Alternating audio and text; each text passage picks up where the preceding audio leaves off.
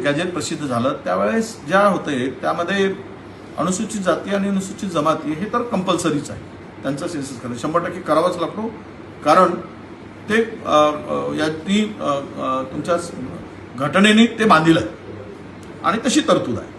आमची मागणी होती की ओबीसीची स्वतंत्र जनगणना करावी, ओबीसीची जातनिहाय जनगणना करावी, त्याची जात विचारावी आणि त्याचा कॅटेगरी विचारावी, म्हणजे तो ओबीसी कोण आहे ही संख्या कळावी यासाठी आमचा आग्रह होता, राहुलजींचा आग्रह होता.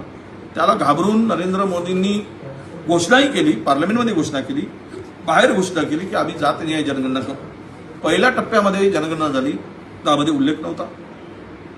दुसऱ्या टप्प्याचा आता गॅजेट प्रसिद्ध झाला राजपत्र, त्यामध्ये सुद्धा उल्लेख नाही. पण नको त्या गोष्टी त्यामध्ये विचारल्या. 40 म्हणजे त्यामध्ये 40 प्रकारची माहिती या जनगणनेच्या माध्यमातून विचारली. याचा अर्थ असा आहे की सरकारला सगळा डेटा पाहिजे, या डेटाचा दुरुपयोग करायचा आहे, नको त्या गोष्टी करायच्या आहेत.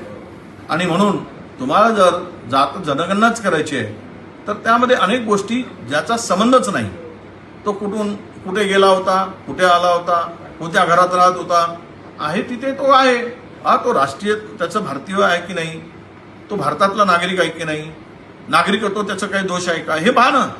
पण त्यामध्ये सगळ्या या लंब्या गोष्टी, एका घरात जर 5 सदस्य असतील आणि त्यांची माहिती गोळा करायची असेल तर मला वाटतं की सेन्सससाठी जाणारा जो माणूस आहे, याची जनगणना करणार, त्याला एका घरामध्ये 2 तास लागतील जर ही माहिती ज्या पद्धतीनं मागितली आहे ती बघता.